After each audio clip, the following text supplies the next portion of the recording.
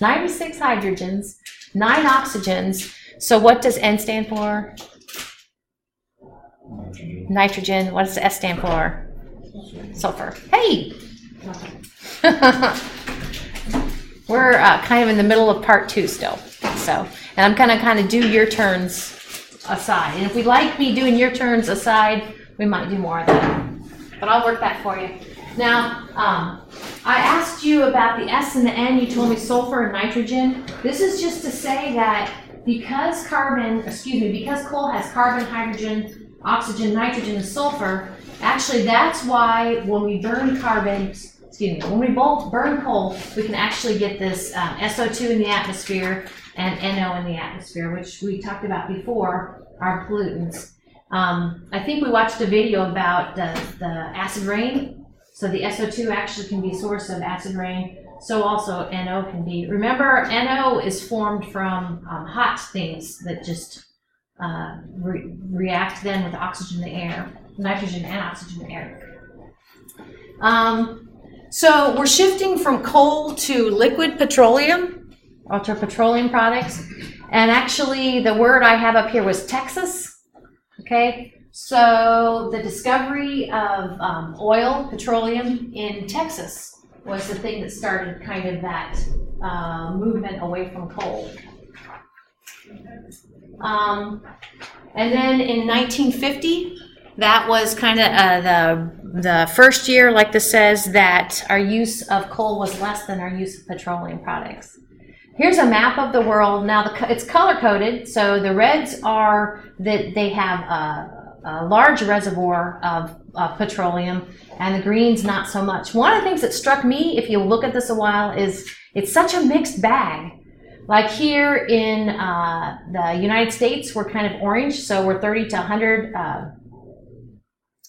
billions of barrels. And then, but if you look north of us, Canada's got, instead of 30 to 100, they've got 150 to 200. Okay, but then over here, what would this be? Greenland? Okay, they're basically back to 1 to 5, or even 0. I can't tell. That color might be 0. We have some hot spots here. This would be the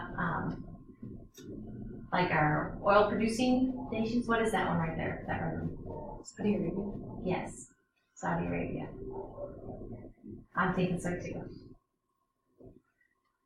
So the thing of switching from coal to petroleum is, in the lab you guys did some tests for how much energy do you get out of different fuels for how much you burn. And petroleum will generate 40 to almost 60% more energy per gram that you burn. So petroleum's just a better deal. Sort of. I don't know. I shouldn't say that. They're limited in supply, so I don't know if it's a better deal, but it's a better deal energy-wise. Let's put it that way.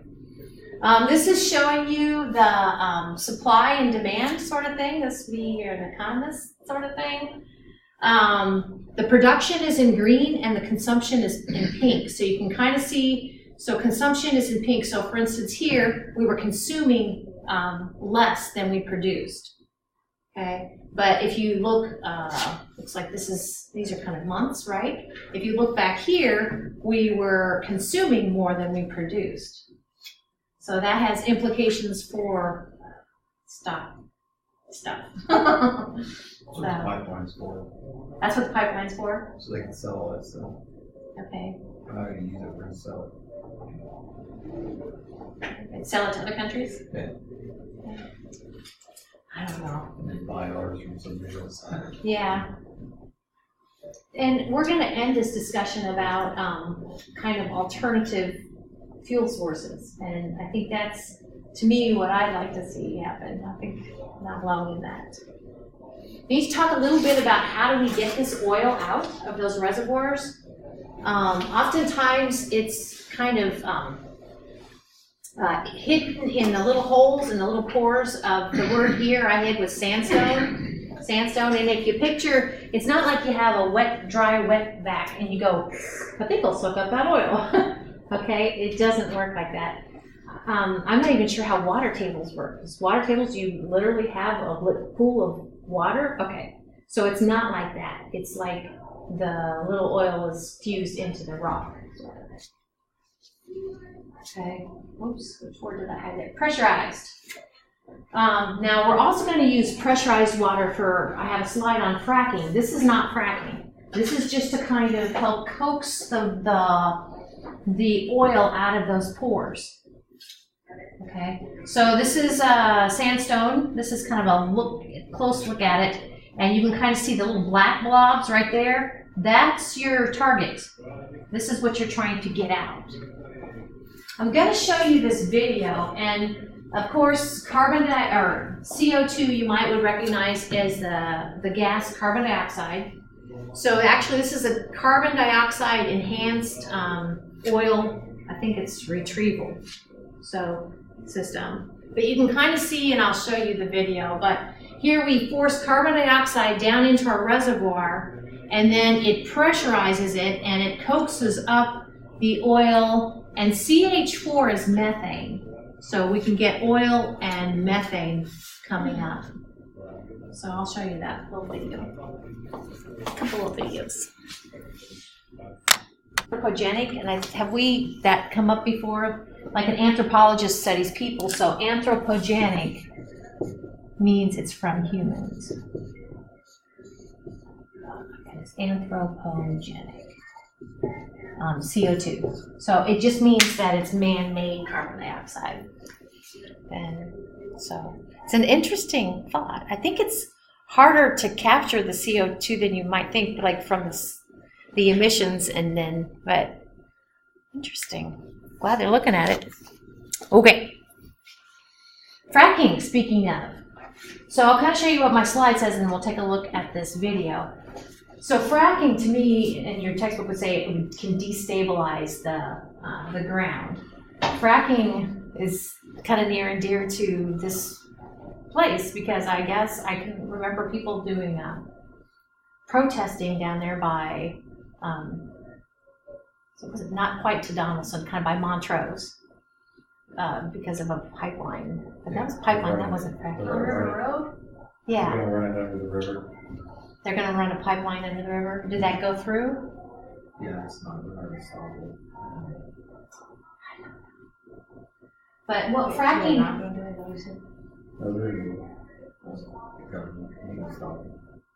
What fracking has in common with what we just saw is that you see an injection. You'll see it in the video, but it's an ejection of liquid, not CO2 gas. And so it's a mixture of water, sand, and chemical agents. So it goes and it actually makes like these little threads right here. That's from it's like when you cook a turkey and you want to bake, you don't call it bake, what do you call it when you infuse your turkey with stuff? Marinade? No, marinade, but like you can inject it with flavor.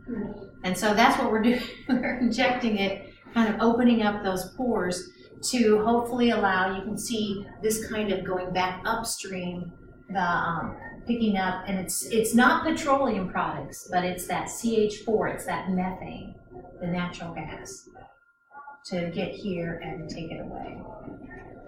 Oh, sorry, so it looks like I have a word shales here.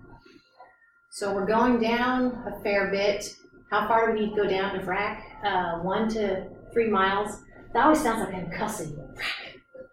But anyway, 1 to 3 miles. I have the word fluid, so fracking fluid is what's injected. Okay, and like Autumn was saying, there's a possibility of this is shale down here, shale rock, destabilizing what we've got going on down there. So let's take a look at that video.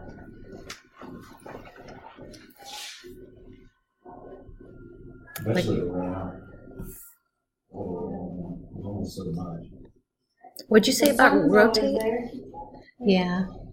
Like rotate, like how they produce it. Like either mix it either way up. of it's gonna be bad. So like kind of like crop rotation. How Right. Yeah, that's what I thought. Crop 1 rotation. year you put corn in, and that takes the nutrients out of the ground. Yeah. And Or next year you put beans in, and that puts nutrients Yeah. into the ground. or you go to something that's totally clean. Yeah, Like, where but you can like kind of do that, where you can like maybe for a few years do one.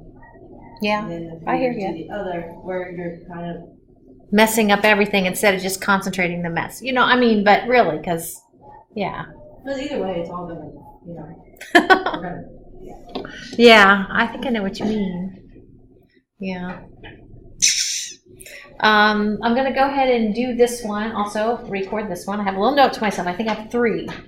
So I can do that. I'll do some math, and but what you're going to see is that, let's see, what are we going to see? Yeah, methane versus coal. We're going to see that methane is going to, did it say release less CO2? So I'll go ahead and run that for us. Crude oil. Okay, so crude oil to me would be like the petroleum we've been talking about, right? Yeah. So crude oil actually has several thousand compounds when you get it, like from the ground. That's long. We need to talk a little bit about kind of what the different molecules. So I think we talked about alkanes before. I brought my, if you have, you guys, I gave you a sheet like this, right? You can find alkanes on here. Alkanes have only carbon and hydrogen. Did I give you one of these too? Yeah. Okay. yeah, that'll do that. Okay, yeah. I've got extras. Yeah. Or when did you hand those out? It's been a long time. Oh, I got this one. I don't think I have that other one. This one? Yeah, this one I don't think, I have this one. Oh, maybe nobody did that. Did you get one of the blobby ones? It's okay if you don't. One that looks like balls and is colored. Did I give you colored ones? Like there's, yeah, I don't know. You took that one, but I don't have that one. Okay, I maybe didn't get that one out. Okay. But my point is just going to be that we kind of group compounds, and this is just kind of grouping compounds. The title of this, if it says at the top, it says common organic compounds or functions of compounds. Organic just means it has carbon, hydrogen, oxygen in it. But anyway, the difference between alkanes and alkenes, first off, they both have hydrogen and carbon in them. Kind of did this whole second paragraph here. So alkanes have a single bond between all carbon atoms, and alkenes have at least one double bond, and alkynes have at least one triple bond. So those were the probably single, double, triple that filled in the blanks there. Single, double, triple. On the sheet I gave you, it's alphabetical, so at the top you can see the alkanes, just says RH, it's all single bonds. Alkenes, you see the double bond. Alkynes, you see a triple bond.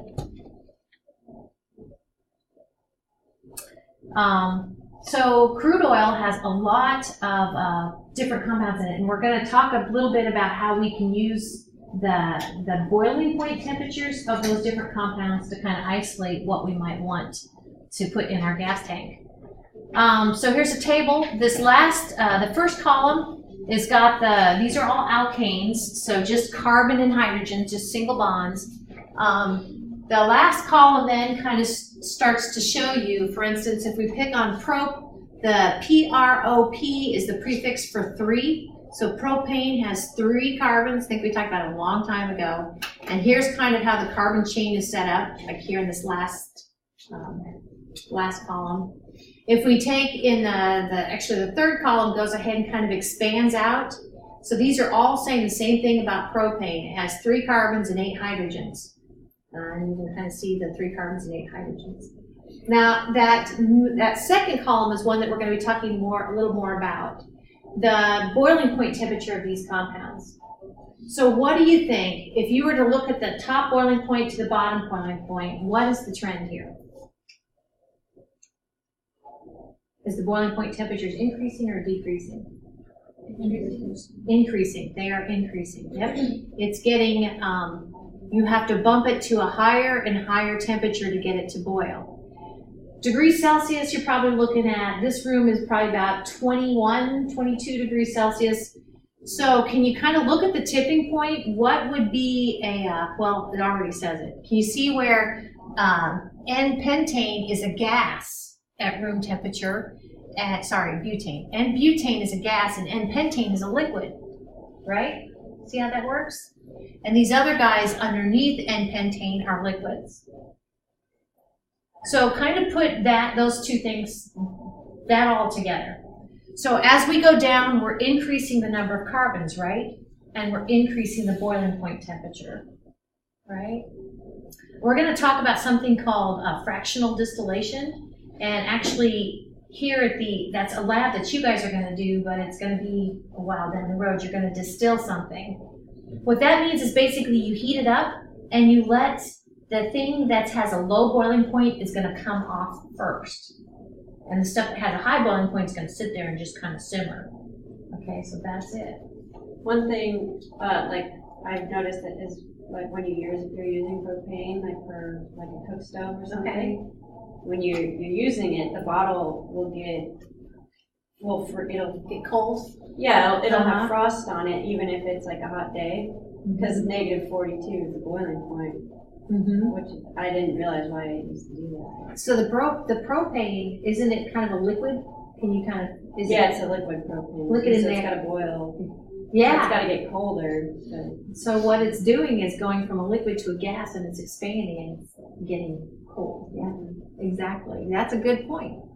I don't know if you heard Autumn. She said when you use liquid propane, or when you use it for a cook stove, right?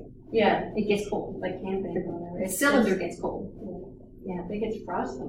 Is that the same aspect as like the air can things? Yep, it's the same thing with an air can. Like if you have some of that stuff, you dust off, and you go ahead and use it, your can's going to get cold. I'm sure it does that for CO2 for pot machines. Okay. Yep. So we need to talk a little bit why the boiling point temperatures increase as you go add more and more carbons. Okay. The word volatility is the thing at the top there. When you're pumping gas, I don't know about you, but do you like smell your gas? I mean, I don't know, oh, it smells wonderful, but you accidentally, you can't help it. Like there's gas, you can smell it. The gas you put into your car that liquid is relatively volatile. Anything that you can smell means that the gas is actually interacting with your senses. So that's actually relatively volatile. A liquid is volatile if it goes into its gaseous state pretty easily. So those things with the low boiling point temperatures, they're pretty volatile. So boiling point is the word I kind of hit here.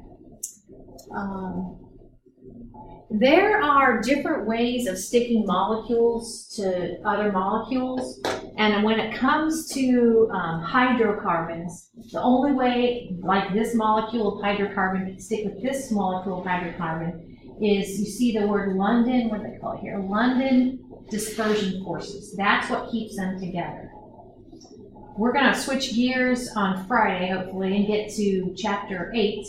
And in chapter 8, we're going to be talking more about water. And the thing that keeps water molecules together is a different force. Okay, it's called hydrogen bonding. But the thing that keeps hydrocarbons together is called London dispersion forces. Why is it called London? I'm not sure why it's called London. From London, probably. London fog? I don't know. Yeah, maybe. It could be a last name. Yeah, London dispersion forces. That's a good question. Now, a while back, I think we talked about polarity in here, I think. I get my classes mixed up. This is kind of a weird drawing, but I kept it. The A actually is, those circles represent two different molecules. So you have a molecule on the left, a molecule on the right. Those little negatives are showing you kind of the electrons, kind of like the pod advanced electrons I talked about, that are part of those molecules. Okay, that's happening down here is the electrons. Can you see where the electrons over here in this atom have kind of scooted over here? So this is the electrons in this atom, and it's making a partially negative. That means partially negative charge here, partially positive here. Well, we have our other molecule over here doing a similar thing, partially negative on the, partially negative on the left, partially positive on the right. So these are two molecules, And that kind of, and I used to use the dot, dot, dot. The dot, dot, dot you see between those two molecules, that is the thing that's that London dispersion force that keep them together. So picture a liquid, and if something is in its liquid state, it has all sorts of forces like this. Picture your liquid, you're heating it up, okay? If you heat a liquid up, you can get its gaseous state. So what you're doing from a liquid to a gas is you're breaking those London dispersion forces, and they're free now to be gases. That's it. That's totally it. So then the point is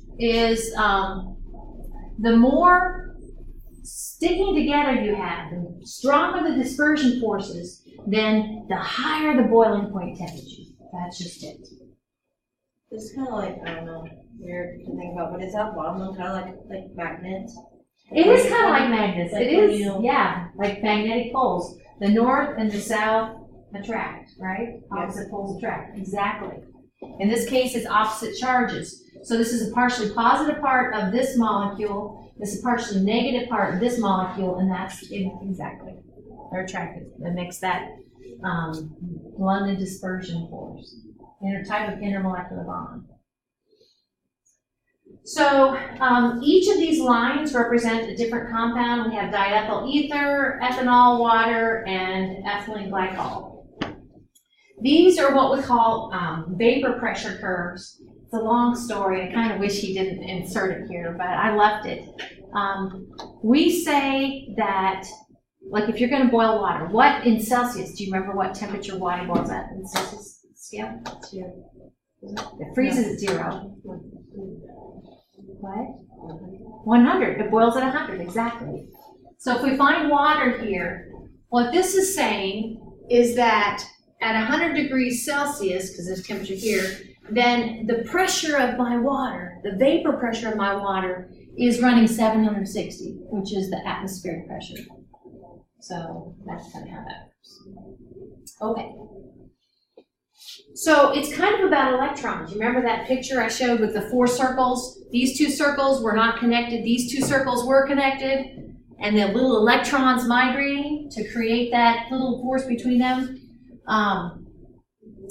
Let's just kind of do this together. On the periodic table, there are 7 elements that are diatomic. Remember the Hoffer nickel? Okay.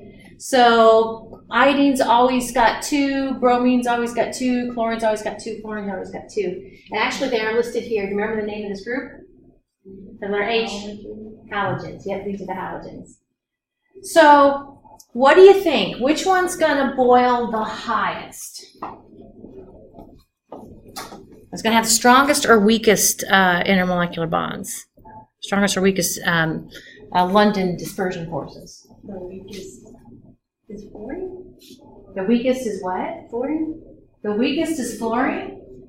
I think so. So if it's weak, is it going to boil high or low temperature? Low, exactly. Yep, it's going to be your low boiler. What's going to be your highest boiler?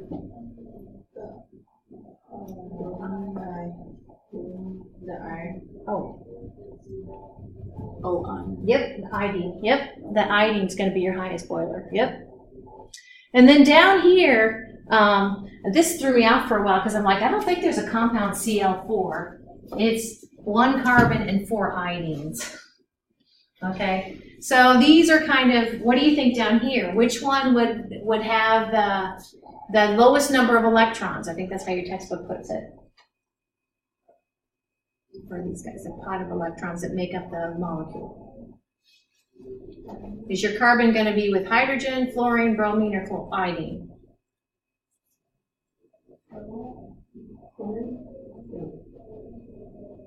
So find H, F, Br, and Cl. So H, F, Br, and Cl. For the most what? Did I say the most? I can't remember. Most electrons. Which one has most electrons? CBR?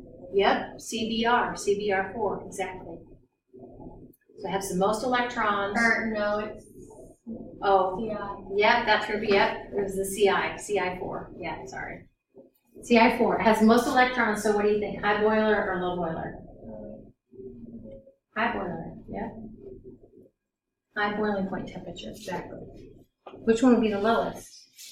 CH. Can we go with that? CH4? Very good. Okay. So I think I'm just going to take it out. Got some animations to show you. What words did I have hidden? Let's see. Intermolecular forces. And again, we're going to switch gears when we start talking about water. It depends on what the compound is, how it sticks with other molecules of its same kind. We're going to go with hydrogen bonding instead of this London dispersion forces. The next word is distillation. This is the thing we need to talk about. And distillation just takes advantage of the fact that things are going to boil at different temperatures.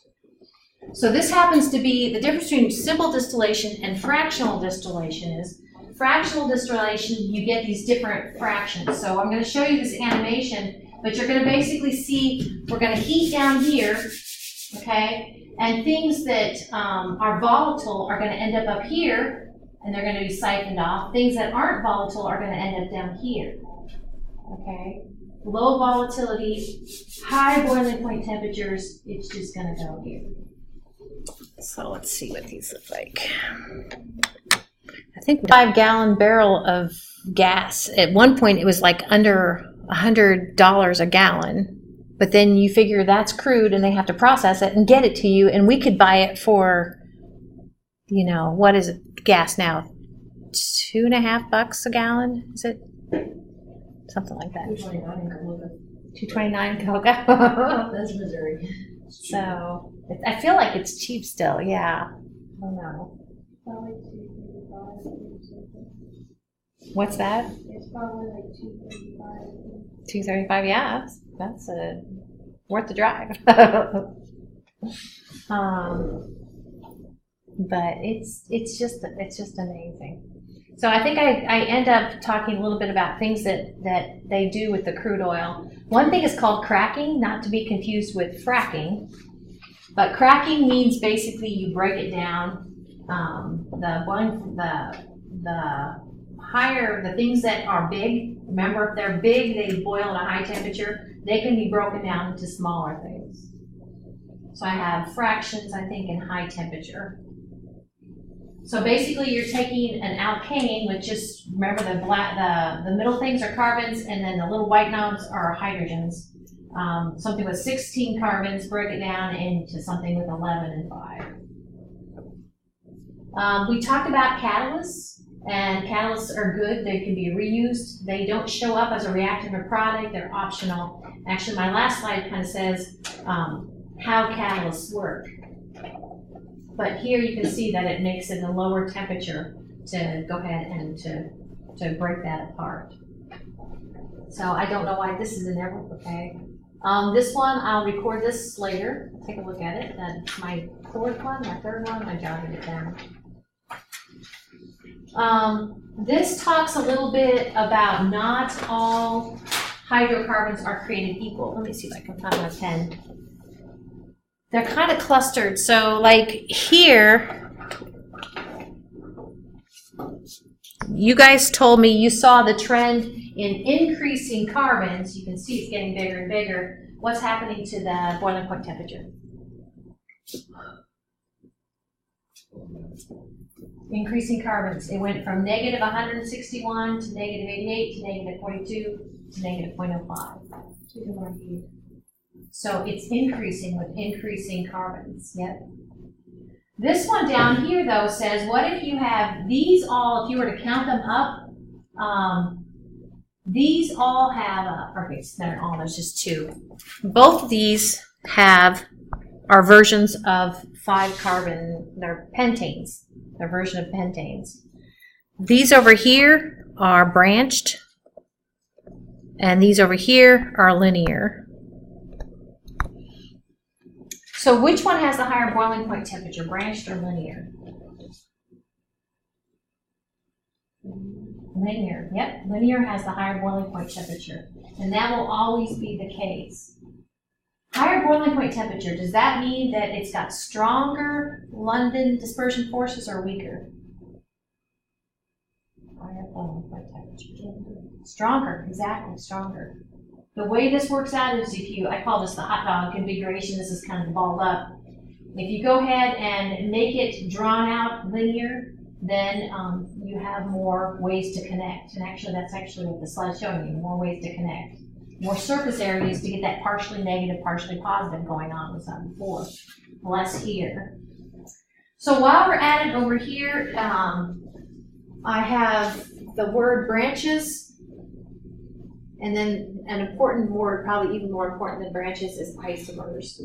So in chemistry, an important thing about molecules is the fact that you can have different isomers of the same, with the same formula. Different isomers with the same formula. For instance, these both have, let's see, I don't know, 1, 2, 3, 4, 5, 6, 7, 8. These both are octanes, yeah. We have the linear octane and the branched octane.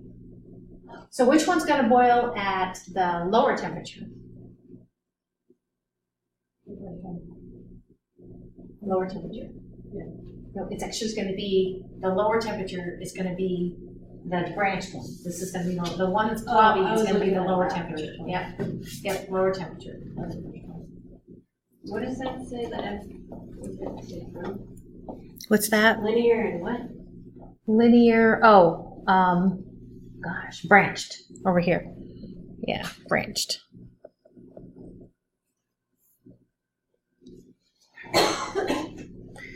So the last slide for today, because we aren't going to get to part 3, but part 3 we should knock out fine and start. Part 3 of chapter 5 and then start chapter 8 on Friday is this idea of why catalysts work. So looks like I have activation energy is hidden, and then catalyst lowers the activation energy, and so it proceeds faster. So activation lowers and faster.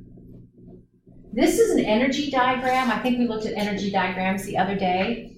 So the way it works is kind of go from left to right, kind of think time. I know it says reaction pathway, but you start over here, you end over there. In this case, the reactants had more energy than the products, which isn't always the case. But there's always a hump. And can you see the hump right here?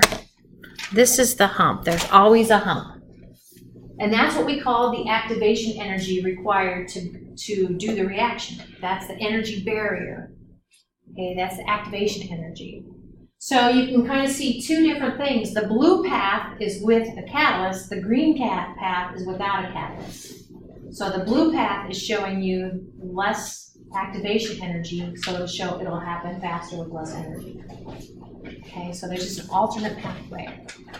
All right, so went over just a few minutes, but we'll start, we'll finish this chapter and start on the next chapter on Friday. Can you go back a slide? I can't.